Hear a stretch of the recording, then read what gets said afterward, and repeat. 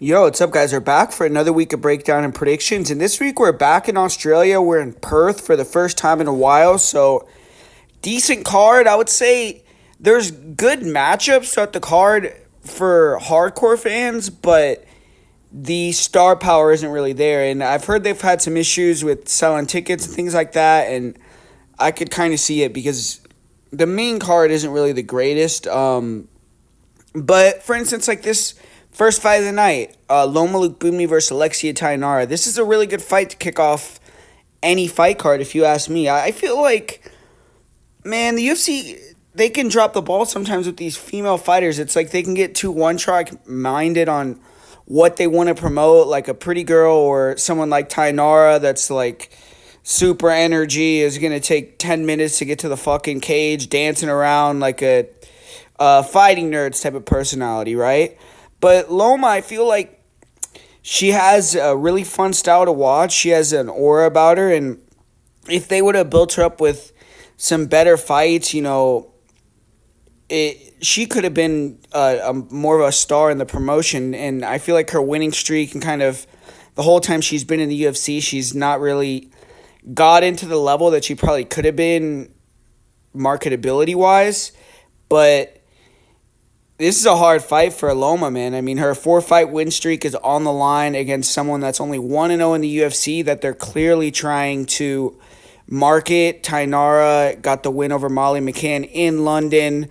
Now she's kind of not necessarily going into Loma's backyard because Loma is from Thailand, but it's really close. A lot of those Australian, New Zealand guys that go train over there in like Bang Muay Thai and other those gyms down there in Thailand. So a lot of people that train with Loma and are with Loma are going to be out there at the fight. But you look at it stylistically, I mean, on the feet, I think it's going to be more competitive than people think because obviously Luke Budme is the better striker. She's going to have the kicks on the outside, and I think her kicks could be pretty effective.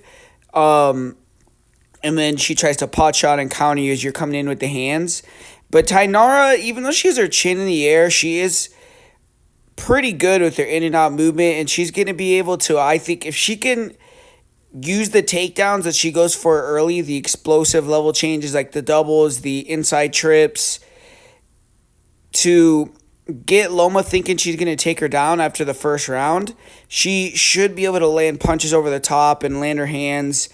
And she just, I think in this fight, she can't disrespect Loma's clinch game. That's going to be the main weapon for Loma, I think, to potentially win this fight because at range, obviously she has the kicks, but unless Tainara just has a horrible game plan, she's not just going to stick out there and let Loma kick her to death. She's going to be closing the distance, looking to wrestle, looking to make it more of a boxing fight. So I do think Loma's going to get taken down, but she needs to make it hard to take her down in the clinch. And if Tainara is a little bit lax there, try to throw an elbow and cut her, throw a big knee, try to, sweep and get on top or something like that, and throw a big elbow from the top position and just try to do damage because I think minutes-wise, it's going to be hard for Luke Bumi to win minutes just because I think she's going to give the takedowns. And when she gives up the takedown, she doesn't do much off bottom. So because of that, I'm leaning Tainara. Loma has done a really good job working really diligently on the grappling, and I think she's going to be harder to submit than Tainara maybe thinks. But I also think that she's going to be really cognizant not to give the back or certain positions, and she could kind of stalemate herself on the bottom and let Tainara just chip away with, short ground and pound and win around that way. So I just think Tainara is the bigger girl, more explosive. She's going to be able to more than likely pressure through the kicks, use her wrestling early to get Loma a little bit tired and then just a little bit hesitant to throw, and then she could box and mix in the takedowns for the rest of the fight after that. And I got Tainara via decision. So that's what I got in the first fight of the night. Next fight we got here, we got two debuting heavyweights, Brando, Pericic. He's taking on Elisha, Ellison. And Pericic, he is an over 2-1 favorite, so clearly he is the guy that people think is going to go out there and get the job done in this one. City kickboxing fighter, really good striker. He's big for the weight and really athletic. You could tell that for a heavyweight, his combinations are serious. I mean, he throws with great speed, great power with the hands, mixes the target, he can kick. So his stand-up is pretty dangerous, especially early, but he does send it. He goes really hard from the opening bell, and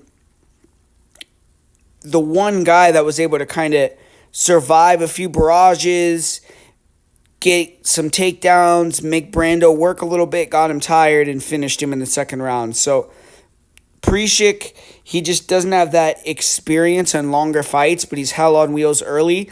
And he's not only a striker. Even though his striking is like 90% of his game, he can mix in takedowns, put you on your back. He has good ground and pounds, and he's not afraid to go to the wrestling. So he brings an extra dynamic. I think he actually started off wrestling when he was a kid and then focused a lot more on striking. So his wrestling might not be like super developed, but he does have a wrestling background. And then you look at Elisha Ellison. He is someone that trains out there in Washington. So most of those guys, you look at Chiesa, Chase Hooper, Terrence McKinney. A lot of them are wrestlers first, grapplers, like to take the back. And Elisha is pretty similar. He's a brawler on the feet that he likes to take you down, grind you out. And he's tough. Seems like he's kind of just sloppy, but if he gets on top of Brando and can extend the fight a little bit, he could potentially get an inexperienced guy out of there. But I think this fight is for Brando to win. I mean, it's in his side of the world. Both these guys are inexperienced. Ellison, I believe, is like a part-time fighter. He has a full-time job as a cop, so he's not necessarily as invested as Pericic is, I don't think. So I got Pericic first round knockout in this fight. And up next, we got an interesting fight in this fight right here with Luana Carolina and Michelle Montague. And both these girls are coming back from layoffs. They haven't fought in over a year. Carolina, she's obviously the UFC veteran. She's had a lot of UFC fights at this point and been an overachiever. She's gone on a nice little win streak here where she's won 3 fights in a row. But the issue with her is more recently, I guess throughout her whole career, but she hasn't been able to make weight consistently at 125. She missed weight a couple times, and she also wasn't fighting the highest level competition. So even though she was on a pretty good win streak, whenever she would take that step up, she tended to take the loss. Like, she lost to lower level top 15ers at the time, like Molly McCann, JoJo Calderwood. So you look at Michelle Montague. She is coming into the UFC from PFL. So even though Carolina has the UFC experience, she's on the win streak. Michelle has been fighting in a pretty big promotion as well. And she also has international wrestling experience. She is someone that trains at American Top Team. She has been a main training partner for Kayla Harrison and kind of looks similar. She's a very big, strong, built-up fighter that I don't think she competed at the Olympics or anything, but she was obviously a national team representative for wrestling. And she comes in with a very similar game plan. She wants to bully fighters, pressure them, take them to the ground, and then look to submit them. So this has been a fight that Carolina has had quite a few times. Someone that wants to come in, try to take her down, put her on her back. And she's shown that she is good at using her length, especially against the fence, to stay on her feet, being awkward in the stand-up, throwing kicks, throwing long punches, and doing enough in the clinch to be active there too and just win decisions.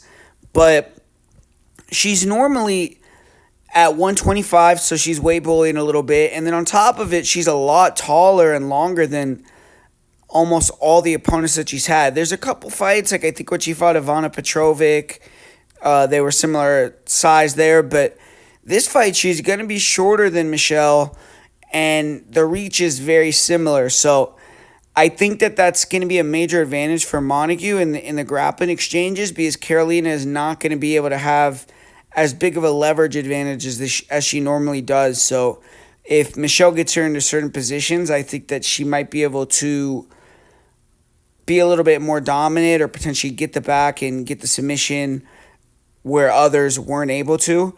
But why this fight is close in the money line is because you look at Luana Carolina, she is better on the feet. Michelle, she's southpaw, she's a dog. She is willing to go in there and scrap. Even when she's getting hit and hurt, she'll smile through it, and she's not a quitter. But kind of rudimentary striking, at least from the last time we saw her. It's been a while, so she could have leveled up, but kind of just tries to throw a big right hand, or a big left hand, will throw some kicks. They aren't really that effective. And then she wants to take you to the ground. And she has an explosive double, good single leg. She can put you against the cage, kind of clinch wrestle you.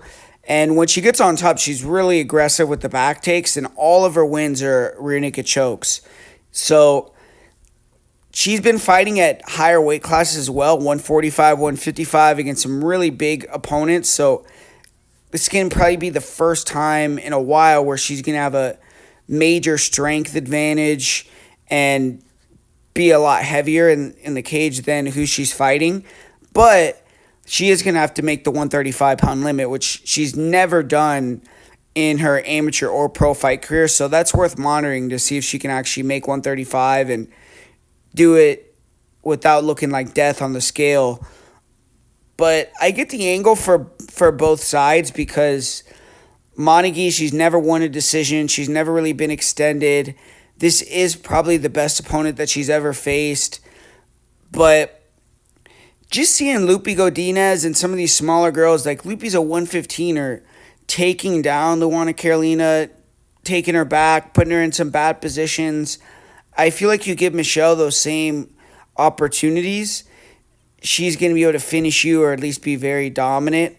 And I actually kind of like the under in this fight more than I do a side. I think it's not going to go to decision, because I think if Montague can't get the fight to the ground, she will get a little bit desperate and maybe get knocked out. But I'm going to go with Michelle to get the win in that fight, and I'll say she wins via first round submission. But next fight we got on the card, Colby Thicknesse is taking on Josias Musasa. Two guys looking to get their first UFC victories. They both lost in their debuts. They had hard fights in their debut. Musasa, I mean, the guy was a huge favorite. So if you look at it on paper, it doesn't look like it was a hard fight. I think he was like minus 700. But skills-wise, Carlos Vera was just undervalued, because that guy has really good kicks. He's very mobile. And if you put him on his back, he has a great leg lock game. So he is a dangerous opponent, and just Musasa was way overhyped going into his debut and took the loss there. But for Colby Thicknesse, he actually did have a really difficult matchup with Alexandre Topuria, and he did better than Musasa, obviously. I mean, he was able to arguably win the first round or the second round. One of those rounds, I believe he arguably took just off activity. And he was able to push Topuria, show his toughness, and I thought he performed pretty well in that fight, all things considered. But new matchup against Musasa here, and I think Colby, he has more ways to win. He can mix in the takedowns, and I think that he also could win with the striking. Whereas Musasa, kind of just a one-track minded guy, very athletic, very strong. He wants to walk you down. He wants to switch stances to cut the cage off, try to put you in a box, put you against the fence, unload with combinations, overwhelm you and knock you out, get you desperate, pull you into a big knee, and he's the knockout artist for a reason, or the KO wizard, because almost all his wins are knockouts, and he does have that touch of death thing about him. But if you could strike and move, you don't just stay right in front of him, you don't back up in a straight line to the fence, he struggles to find you. We saw in the Vera fight, he was chasing him and got caught with the head kick. And he also can get taken down. And he uses sheer strength to keep getting back up to his feet. He is someone that comes in great shape. So if you take him down and you don't really have striking and you can't control him, you keep getting back up, he's going to be right in your face. He's going to gas you out. He's going to be able to potentially finish you. But with Colby Thicknesse, he has that well-rounded game. He's been training with Joe Lopez, Alexander Volkanovski's coach, since he was, I think, like 10, 11, 12 years old, and been a main training partner for Volkanovski for years. You see him in his fights. He isn't necessarily super powerful, but good footwork, good movement. He does exactly what I just said in terms of not being stationary or just a sitting duck type of target for Musasa. And he has to really emphasize the movement and the takedowns in this fight early, because he's going to be at a speed and power disadvantage for sure. He's not as athletic, but Thicknesse, he does have good kicks, and I think that he can move and land on the outside, maybe get a couple takedowns, get Musasa more hesitant, and I think that he could win this fight. I feel like he is the better fighter. He has more experience, and for Musasa to win, it's going to be Colby just making mistakes and not believing in his footwork and his kicks, because I think that if he believes in his striking, he can be competitive on the feet. I think he can get the takedowns as well. And for Musasa, I just think he's too inexperienced to win at this level at this point. He's still training over in the Congo as well. I don't know exactly how good a game plan or anything he's going to have, kind of just coming in here and trying to see if he can get the job done against a more experienced guy in his home country. And I think that it's going to go to Colby Thicknesse. So Colby Thicknesse, via decision, is the pick for me. He's durable. I don't think he's going to be an easy knockout. I think that he can move around, be a little bit more active on the feet, mix in the takedowns, and just be the smarter fighter and get the victory in that one. But the next fight that we're going to talk about is Jamie Mullarkey and Rolando Bedoya. And this fight, man, this is a pretty stinky fight. I mean, both these guys on their last legs in the UFC. Mullarkey, I'm surprised the UFC has given him another shot, because he's been knocked out really badly in his last two fights, 3 of his last 4, but he's had some good performances in the UFC. He's been in the UFC for quite a while at this point, won some Fight of the Nights, and being back in Australia, I think they just said, hey, let's give him another fight here. But it's been a while. He made some mistakes, man. I don't know who was advising him, but he had a great chin. Like, people shit on this guy's durability, but go back, watch this fight like versus Brad Riddell or some of these other fights earlier in his MMA and UFC career. He was someone that was known to be able to take the damage and uses volume and cardio to win fights, but he went on a fucking speed run to CT Evil, because the guy fought he gets knocked out,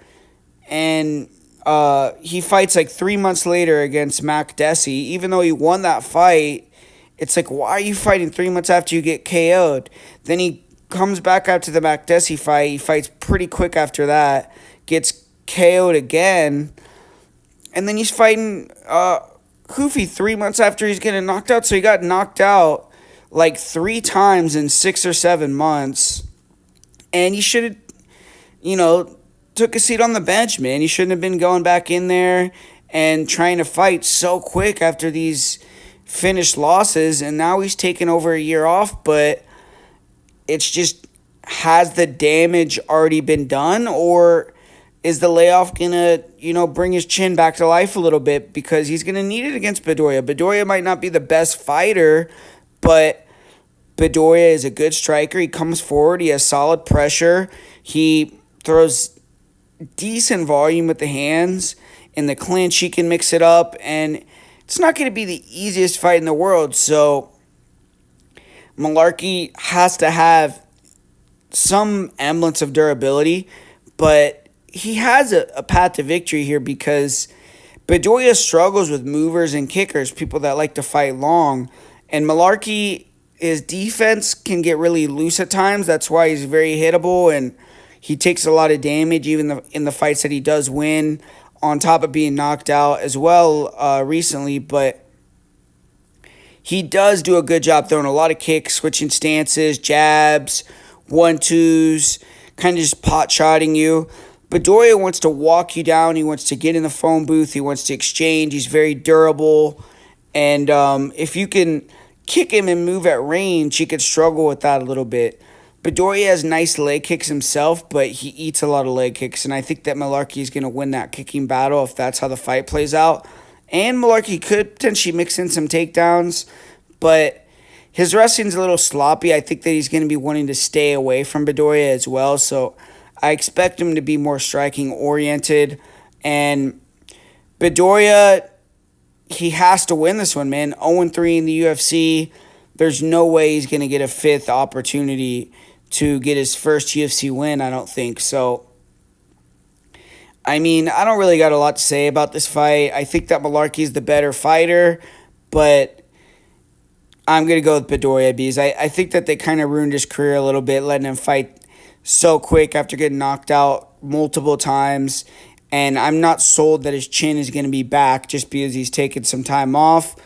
And Bedoya, I mean, even though I don't think he's that good, I feel like he could potentially hurt Mullarkey and then get him out of there. Even though he's not even that powerful either. Maybe he doesn't even find the knockout. He just hurts him multiple times and reach to a decision victory. But regardless, I just feel like I got to side with Bedoya there, even though I think that's kind of not a great fight. But the next matchup that we got on the card here, Andre Petroski and Cam Rowston, and good fight here. I think that it's a little bit of a weird matchup because Andre Petroski, 8-3 in the UFC, taking on a guy that's debuting. And Rowston, he just fought a couple weeks ago on Contender Series, but he did call out to fight on this card. So obviously he wanted to be on this card. He hopefully is ready to go. But, man, they're giving him a tough draw with Petroski. I don't know if Petroski also wanted to fight over here in Perth or they just kind of put this matchup together. But Petroski has fought in the UAE, so it's not the first time that he's gone overseas and had a matchup against somebody. And I feel like the experience is a big thing in this fight, man. Rowston, he hasn't fought very many guys that are that good. He fought Tavares Finney on the Contender Series, came back, earned his contract a couple weeks ago, beating this guy named Brandon Holmes. But, I mean, I didn't think Holmes is the greatest fighter, and all the other guys that he's fought over there in Australia have kind of been layup wins for the most part. Whereas Petroski, obviously, is coming off the loss to Shabazian, and he's fought a lot of really high-level guys. He has some, easy victories in the UFC as well, to be fair, but he's definitely fought the higher level of competition, and we've seen Cam Rowston get taken down and controlled on the mat for 3 rounds against Tavares Finney, and that's exactly the type of game plan that Andre Petroski, I think, is going to try to come in here with. And you look at Andre Petroski, I think that he's underrated, man, because he's had some ugly losses. Even when he wins, it's not necessarily the best showing sometimes or the most entertaining fights, but he normally gets the job done, and I think his striking is undervalued. I don't really think Cam Rowston's striking is as good as people think it is. Cam Rowston, he puts together some decent combinations, but he's very hittable, and I feel like Petroski could land that overhand left. he can land some kicks, and then he can get the single leg and control him on top pretty easily. Rowston can get up to his feet a couple times, but with Andre, if Andre can get in that heavy side control position, he's going to hold him down, I feel like. And I think that Rowston is good when he can go forward, so Petroski can't get tired and let Rowston on the front foot start to boss the fight. But if Petroski is the one pressuring and Petroski is not as respectful as he was against Shabazian, which I don't think he will because the danger factor isn't as there with Rowston if he pressures him, I just feel like Petroski is going to be able to go in there, get the takedowns, mitigate his amount of output that he has to do by controlling Rowston. And I just got Petroski winning this fight. I don't know if he's going to be able to get a submission or win via decision, but regardless, I just think the experience is too much, and I think Rowston's a little overrated. I think Andre can even compete on the feet here. Shabazian is way, way better, in my opinion, than Rowston, even in the stand-up. So Petroski, I didn't think looked terrible in that Shabazian fight. So I just got to go with Andre Petroski here. I think he gets the job done via decision. And next fight we got here, Navajo Sterling taking on Rodolfo Bedoya.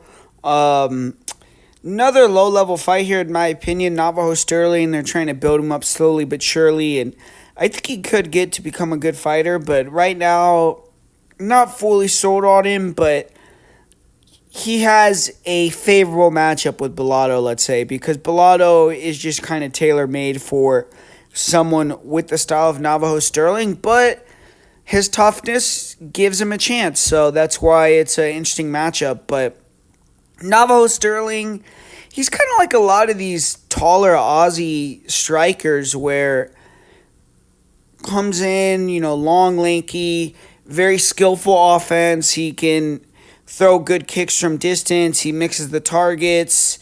And when he gets on the inside, he has nice flurries with the hands. He'll go to the body as well.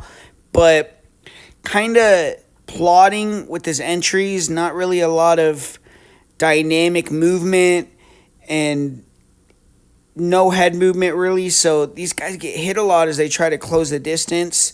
Someone else that's kind of similar is Tom Nolan, who we're going to talk about later. Does the same type of thing.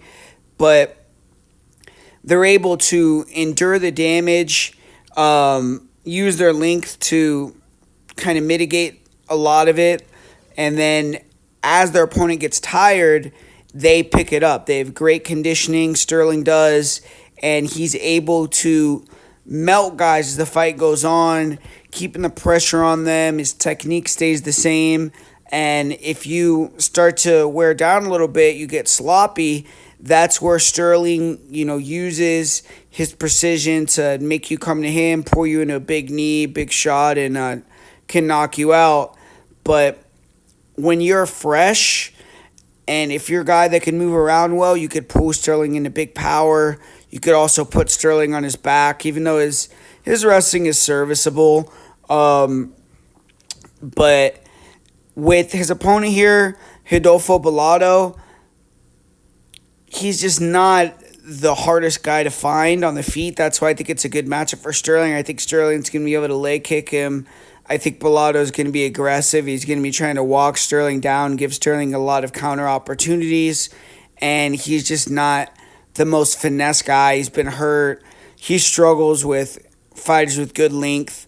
But Bedoya, he's shown he's willing to walk through the fire, and if you can't knock him out, then he can use his conditioning, toughness to eventually get you against the fence and land a big punch or dirty box you and eventually put you on your back. And that's what he has to do versus Sterling, man. He has to close that distance, land a big punch, rock Sterling. He has to put Sterling on his back, test how he is on bottom. But personally, I just think Navo is going to piece him up a little bit. Maybe late knockout, maybe decision.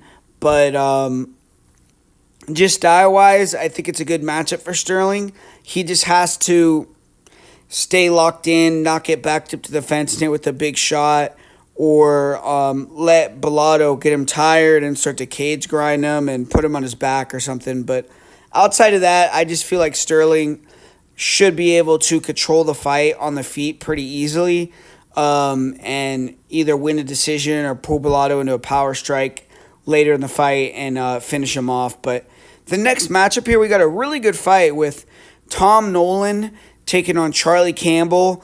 And Tom Nolan, he had another opponent that he was going to fight on this card, so he's been getting ready to get in a scrap in Perth since July, whereas Charlie Campbell's only had about 3 weeks. So that's a huge factor, especially with the fight being in Australia. Charlie really had very little time to get ready. I mean, maybe a few days to sharpen up the skills, and then he's on a plane. He's having to fly to Australia. He's having to cut weight, get medicals, do the whole thing. So he's having a whirlwind of a time, but he hasn't fought in over a year. I think it was time for him to get back into the cage, get back in the arena, and test his skills out. And, man, he has a fairly difficult fight here, but a winnable one with Tom Nolan. He's going to have to go into Tom Nolan's backyard, but we've seen Nolan get knocked out before, and Charlie Campbell, that's what he wants to do. He wants to go out there and put your lights out. So he's seen the blueprint. We'll see if he can execute. And Nolan, he is another one of these guys that, like I said, he is a very skillful offensive striker, comes forward, tall, upright, long, lanky, nice kicks to all parts of the body, good straight punches, pulls you in the knees, elbows, and he's a black belt as well. I think that people don't really give him enough credit for his grappling. I'm not saying that he's a great grappler, but he can mix in takedowns. He'll try to get the back. He'll try to look for front chokes, and I think that people could underestimate, his level on the ground, but he's more of a striker for sure. And his last fight, though, I mean, third round, when he really needed it, he had to gut it out with Slava Borshev. He showed he can go in there, get takedowns, and win a fight that way. So that was good to see. Nolan is the slightly younger guy. He is obviously the one that was getting ready, and he's been more active. So I think he checks a few boxes in the momentum column. But Charlie Campbell, he's been down in Vegas training at Syndicate. He was helping Marab get ready, helping Aljo get ready for the Brian Ortega fight. So he's been staying in the gym, but obviously he's not pushing it like he had a full fight. And he hasn't fought in a while. So hopefully he will be ready to go. He can make the weight and everything like that. I do want to see if he makes the weight and looks good on the scales. But when you look at these guys from a stylistic perspective, they're kind of similar where they have a really good offense, but they make mistakes on defense. Like I was just talking about Nolan's striking offense. I would say he's a little bit more dynamic because he has kicks, he has knees, he has elbows, and Campbell has good kicks as well, primarily low kicks, but Campbell's more boxing oriented. He has the more dynamic movement in terms of head movement, closing distance with feints, trying to be a little bit more dynamic with the upper body, but he likes to get on the inside and box, whereas Nolan has more tools, more weapons, and Campbell is good when he can pressure. When he can pressure, he can get you on the back foot, put that pull two on you, 1-1-2s, kind of feint the jab to set the straight up, catch you with the uppercut, catch you with the knee up the middle. He's really dangerous. He has fast hands. He puts combinations together. He really throws with a lot of power. Normally, he's the taller guy. I don't think he's ever had a fight where he's shorter than his opponent, and Tom Nolan's going to be significantly taller, so that's going to be a little bit of switch up for Charlie Campbell. But I noticed that Campbell does not do well when he's pressured. He just gets really wide. He backs up strangely and just seems really awkward. So I think that pressuring him is a good game plan for Nolan, getting in his face, trying to pressure him to the clinch, and use your kicks, use knees, use long strikes to back him up, and then clinch him. Don't stick in that mid-range where Charlie could land an elbow, or not an elbow, but an uppercut or something big in terms of boxing combination. And I don't know who's the better grappler because, like I said, I think Nolan's underrated in that area. He's a black belt, but Charlie Campbell's out there training with those guys in New York. There's a lot of really good guys out there as far as jiu-jitsu goes. So between that and Vegas, he has a good grappling base. So, man, I think it's a pretty 50-50 fight. But just because Tom Nolan has had the time to prepare, it's in his side of the world, he's been more active recently, I just lean towards him getting the job done. So I'm going to say Tom Nolan wins a decision in that one. I know people are thinking it's going to be an under type of fight, but I'm going to go Nolan via decision. Next fight that we got on the card here, Louie Sutherland taking on Justin Tafa. I'm going to be brief on this one, man. I mean, I'm going to go Sutherland. Really, not a lot of thought into this one, man. I mean, Tafa, he's in his home country, so he's going to be hyped up and ready to go, but everyone knows what he wants to do. He wants to throw big leg kicks. He wants to wing power and knock you out in the first round. If he can't knock you out, he's never proven that he could win a fight after that. He's 0-3 in decisions. Whereas with Louie Sutherland, he's sloppy on the feet. I mean, the guy's like a bodybuilder type, real awkward, but he will explode and kind of put you against the fence. He'll throw his own leg kicks, and he has a lot of muscle where I think he's going to be difficult to knock out. He's never been stopped before. Big tree trunk legs. So I think Sutherland, at least he has the cardio. He could put guys on the fence. I've seen him take guys down. I've seen him win decisions. So I'm going to say Sutherland wears down Tafa and gets this victory. Either second, third round stoppage or decision. But, yeah, I wouldn't bet on that fight. I mean, Sutherland he's really slow. He could get KO'd early too, but I just got to trust Sutherland more than I do Tafa there. Next fight, Jake Matthews versus Neil Magny.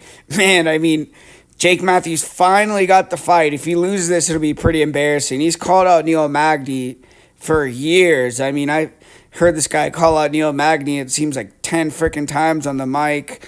And finally, the UFC's given it to him. I mean, he's earned it. He's won quite a few of his recent fights, 3 in a row. I believe he's won like 4 or 5, maybe even 5 out of 6. And he got a quick finish in his last one. A lot of these wins have been entertaining, but they've gone the distance. And he took Chidi Njokuani out. He submitted him very quickly in the first round in impressive performance. Neil Magny, on the other hand, he's still hanging on to his job, man. I mean, the guy, every time you think he might be completely done, pulls another win out, and he did it again against Elisha Zaleski dos Santos. But he's back to fighting the young guns, man. I mean, Jake Matthews, 31. He's might have been in the UFC for like 10 years now at this point, but he's not 37, 38 like Zaleski was, more in his prime. And that's who Magny usually fights. Magny, with the fight with Zaleski, was kind of a step down for him. But, man, I mean, this matchup, it's interesting because I do think that if Matthews overlooks him a little bit, we've seen Neil Magny, get these nice little wins, but I just think that this is Jake Matthews' time, man. I think on the feet, his boxing is underrated. I've always talked about that. If you've been around the channel, I've always liked Jake Matthews' boxing, especially in the pocket, and I think he's going to have a major speed advantage on the feet, and he also can get the takedown. So the area where Neil could win is the clinch, I think, but I don't think Jake, having seen so much of Neil, calling him out, knowing what he's going to get from this type of fight, I have to imagine he's ready for it. And quick breakdown on this one, but I'm going to say Jake Matthews can find a submission win, actually, in that fight, make it 2 submission wins in a row, and get the legend Neil Magny out of there. But next bout we got on the card, we got Jack Jenkins. He's taking on Ramon Tavares. And I think the line's a little wide in this fight.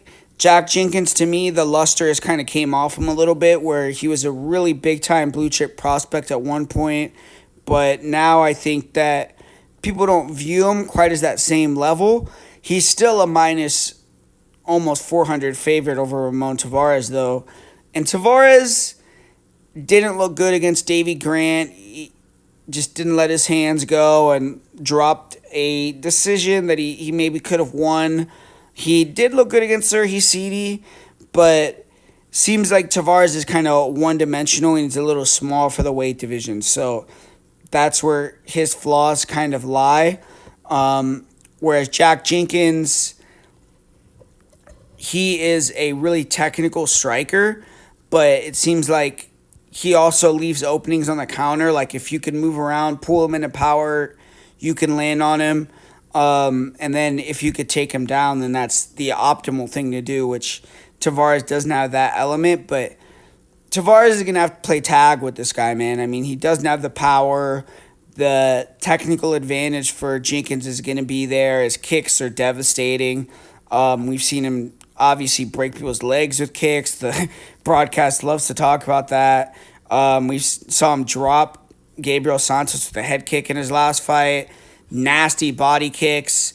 So Tavares, he has to stay out of kick range. He needs to be all the way in or all the way out, moving, trying to snipe with the southpaw straights, or just try to pressure, get in Jenkins' face and make it more of a pocket brawl in that manner. But with Tavares, it seems like he wants to pick perfect shots, and he can be really low volume. And if he's backing up, kind of hanging out, waiting for the perfect shot to materialize against Jenkins, Jenkins is a crafty striker. He knows how to slip those leg kicks in there, slip a hard body kick, slip an elbow, a big cross, a hook counter. And I think that he'll get ahead and do the damage. And when Tavares is actually ready to go or sees openings, his leg's going to be already compromised, or he's not going to be quite as quick, and Jenkins could either slip and counter or just kind of not be affected as much by the strike. And I don't think Tavares could take him down, so I think that Jenkins is going to be able to get the fight that he wants as far as stand-up. And, I just think he's going to have Tavares on the back foot. He's going to land probably hard kicks, be a little bit more active, and take that decision. So I got Jack Jenkins. I think he'll win that fight on points. Next matchup, we got Jimmy Crute versus Ivan Erslan. I can't say you could justify betting Jimmy Crute at over 2-1 odds, so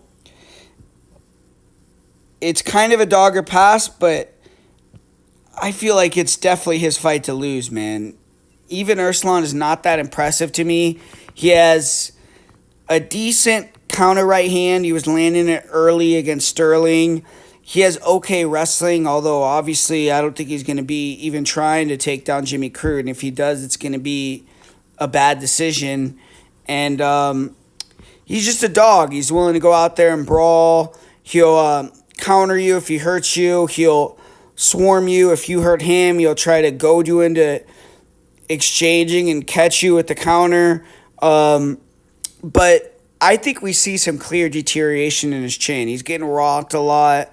He got hurt multiple times against Sterling, was lucky to survive that fight. And Jimmy Crute, his chin is not like elite either, but I think he's more durable and he hits harder. So they just, put their balls on the table. I think Jimmy Crute's going to knock him out. And Jimmy Crute, obviously, I think has a big advantage in the wrestling and the grappling. But the thing with Crute, man, is I just can't trust his fight IQ, his cardio. And at that number, I think it's a little bit ridiculous. Not ridiculous, because he should go out there and get the job done. But it's just, I can't trust him at that price. So Crute, most of the time when he wins, it's first round finish. So maybe go first round submission, first round knockout. but I would kind of view this fight as almost a pass here. But I think Jimmy Crute will get the job done. I think he'll get it done probably in the first round. I think Erslan probably has his last fight in the UFC on Saturday night. And finally, we got the main event between Dominick Reyes and Carlos Ulberg. Really, really good fight, man. I think that interesting fight that could go either way. I think that the line is too wide, but I can't justify betting money line on Reyes. What I would say is, Reyes decision, Reyes knockout. Those props are a little juicy because you look at Ulberg. I mean, his knockout price is I don't even think plus money. Whereas I think Reyes is like plus 500 on the knockout. And you see how these two guys fight. It's speed versus speed. Reyes is still extremely fast. He has great footwork, great movement. Tries to pull you into the southpaw weapons. He's on a good win streak currently. He's kind of got his mojo back. But the one thing that's kind of the elephant in the room, so to say, is his chin. Is he going to be able to hold up if he takes a big shot? We haven't really seen him have to absorb heavy damage in any of his recent fights. But Carlos Ulberg, I mean, this guy is someone that also has question marks regarding him. He's never gone 5 rounds. He has been knocked out in the UFC before. Lower volume type of guy. He's someone that can kind of leave fights on the table. And that's why I think this honestly could be a longer fight than people expect, and it could be a closer fight than people expect, at least especially early, because I think both these guys know what's on the line. I mean, there's already been a lot of talks about the winner getting a title shot. I don't think either guy wants to go out here, blow their wad, or get knocked out in the first round of a 5-round fight. So it could be a little tentative early, and maybe fight starts round 2 could be a good play. But Reyes, I think, he was patient in his last fight, and he has to bring that patience in this one. Ulberg, he's clearly going to be trying to stay patient, just pick at Reyes from the outside with the kicks, the jabs, kind of just touching him. And he's going to try to lull Reyes into pressuring him and catching him with something big and knocking him out like he's been doing to everyone recently. But that's exactly what Reyes did to Krylov, and that's why I think this fight could be really tactical, kind of a speed versus speed striking fight. Reyes maybe can mix in takedowns, but I don't see that, honestly. And Reyes is the guy that's gone 5 rounds, but we did see him lose in the championship rounds in a couple of fights where he's slowed down, so I don't know if he necessarily has a cardio advantage. Ulberg, he's never been 5, but we've seen him get 3rd-round subs and things like that. So you could see I'm struggling with this fight, man. I feel like both these guys are kind of similar to each other, where they like to do the same thing to their opponents, and they have elite speed and really good striking. I don't know who hits harder necessarily, but I'll give the edge to durability for Ulberg, even though I'm not super sold on that, because Ulberg did get knocked out by Kennedy, and we haven't seen him really fight and get hit hard by a lot of upper echelon guys. He did beat Jan and everything like that, but over 40 Jan off a lot of injuries, so Jan, wasn't the best version of himself. I'm